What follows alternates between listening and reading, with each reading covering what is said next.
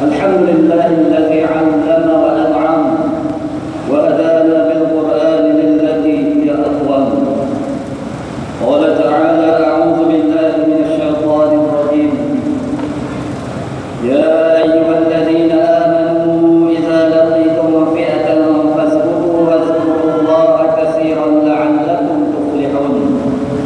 أشهد أن لا إله إلا الله وحده لا شريك له، وأشهد أن سيدنا محمدا عبده ورسوله وصفيه وخليله وخيرته من خلقه، بلغ الرسالة وأدى الأمانة ونصح الأمة وجعلنا على المحجة البيضاء ليلها كنهارها لا يزيغ عنها إلا حالك، صلوات الله وسلامه عليه وعلى آله وأصحابه وسلم تسليما كثيرا.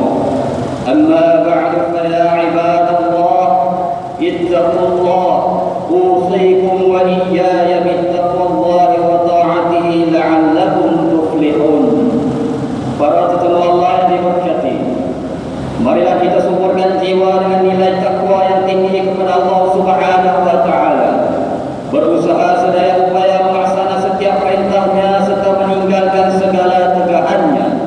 Sesungguhnya orang-orang yang benar-benar bertakwa kepada Allah Subhanahu wa Ta'ala pasti sentiasa memelihara dirinya dan juga orang lain dari sebarang kerosakan dan keburukan.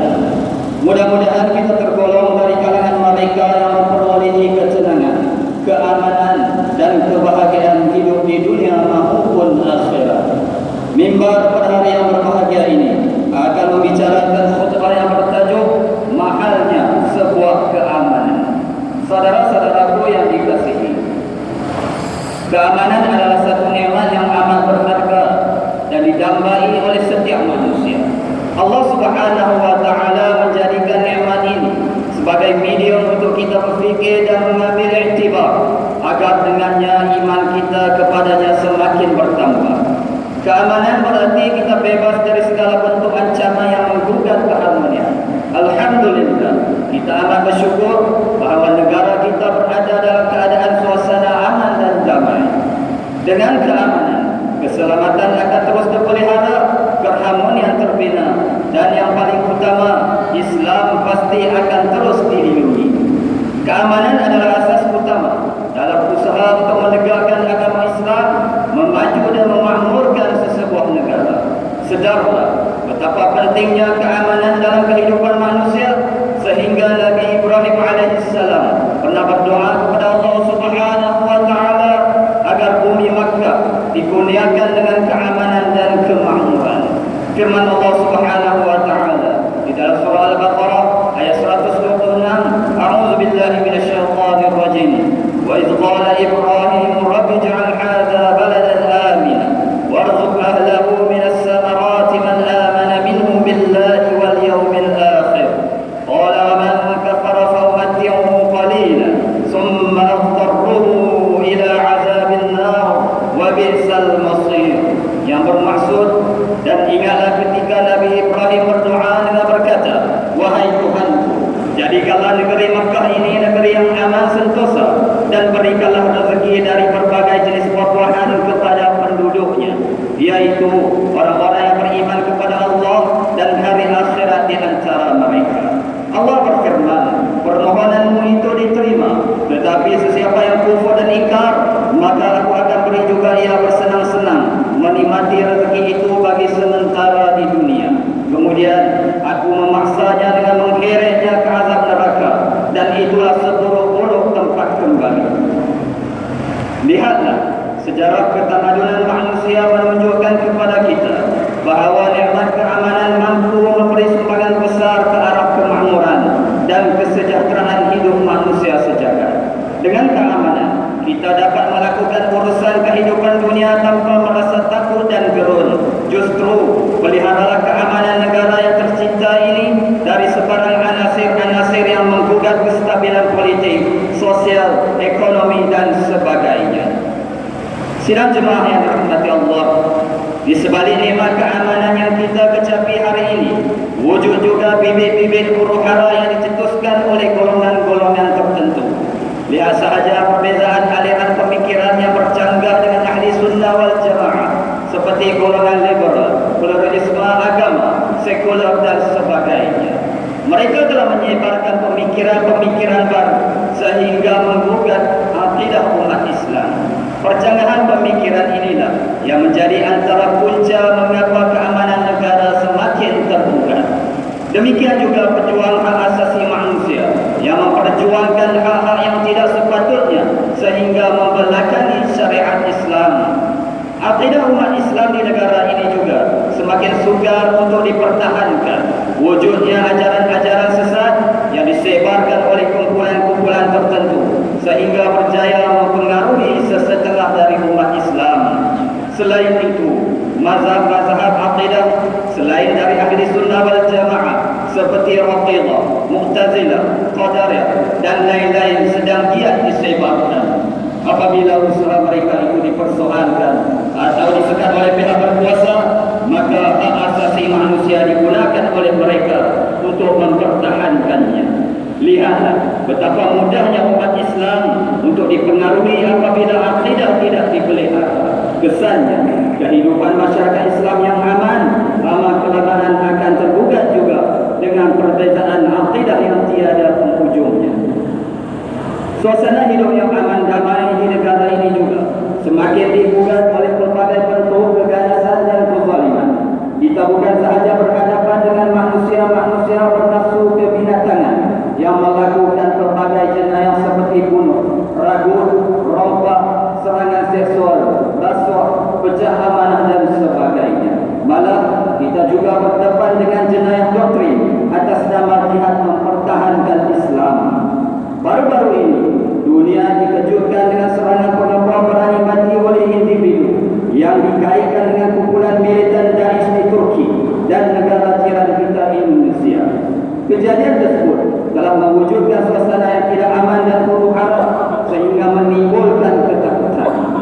Di Malaysia pula, kejadian yang sama hampir berlaku, namun atas kerjasama semua pihak ianya dapat dipatahkan. Adakah ini perjuangan Islam yang sebenar?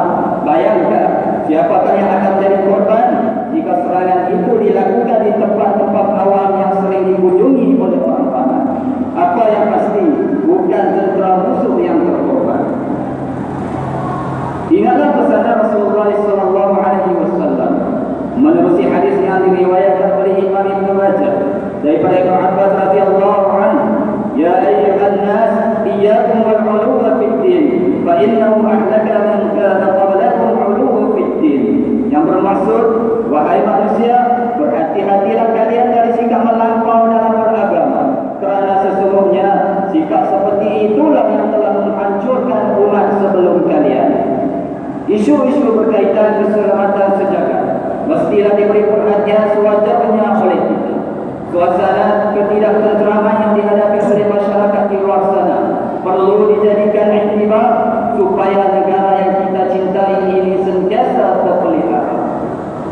Gaya hidup masyarakat yang mementingkan diri sendiri sehingga lupa mengambil peduli hal-hal yang berlaku terhadap umat Islam lain, terutama di negara-negara bergolak seperti Syria, Palestin, Iraq dan sebagainya, menunjukkan bahawa golongan ini tidak ambil peduli soal keamanan negara dan sejagat.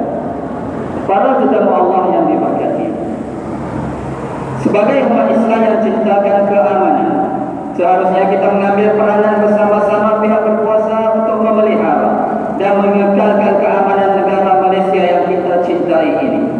Tanggungjawab tersebut bukan hanya terletak pada pihak berwajib semata-mata. Kitalah juga yang menjadi penyokong kebenaran, penegak undang-undang, pendukung kesatuan ummah. Keperluan terhadap ilmu akidah dan pemikiran yang sebenar wajib diutamakan oleh setiap dari salingan kita. Ini bagi memastikan akidah dan pemikiran yang kita yakini bertepatan dengan akidah ahli sunnah wal jamaah. Carilah juga sebanyak mungkin pengetahuan mengenai aliran pemikiran dan mazhab akidah yang lain, bukan untuk dipegang tetapi untuk dijadikan sempadan supaya bukan sahaja kita, malah kaum keluarga kita juga tidak akan terpengaruh. Ambil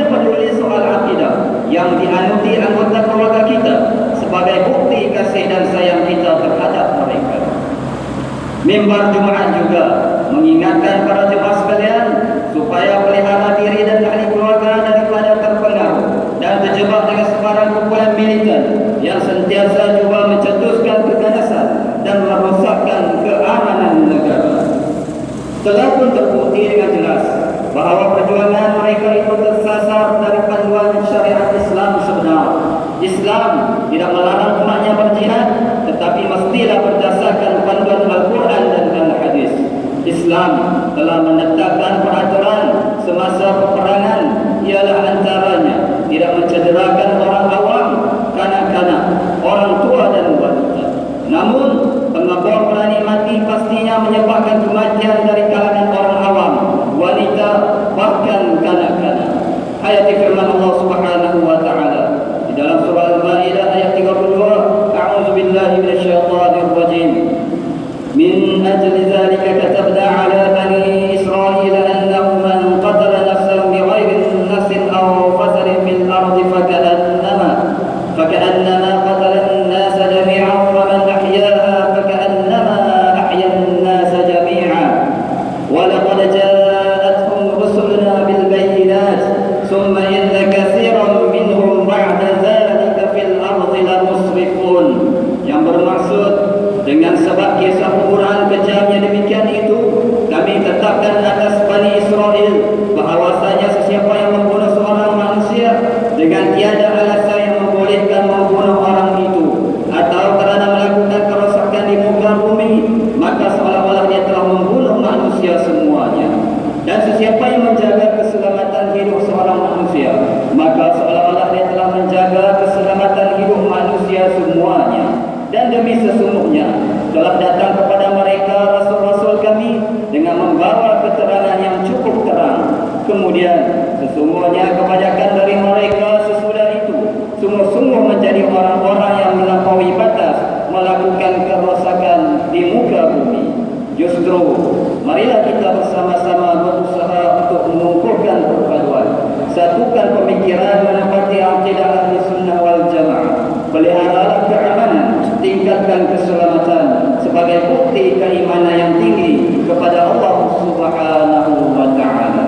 Saudara-saudaraku yang dimuliakan, mengakhiri khutbah pada hari ini, ayatilah beberapa kesimpulan sebagai pengajaran. Yang pertama, syukuri nikmat keamanan yang Allah kurniakan dengan berusaha memelihara serta mengekalkan keharmonian dan keselamatan setiap warga negara.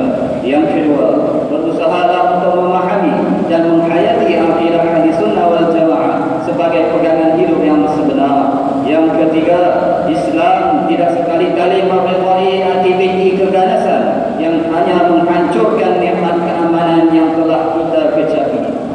Firman Allah Subhanahu wa taala dalam surah An-Naml ayat 89 hingga 90, A'udzu billahi minasyaitonir rajim. Man jaa'a bil hasanati falahu khairun minha wa hum min faz'in yawma'izin aminun.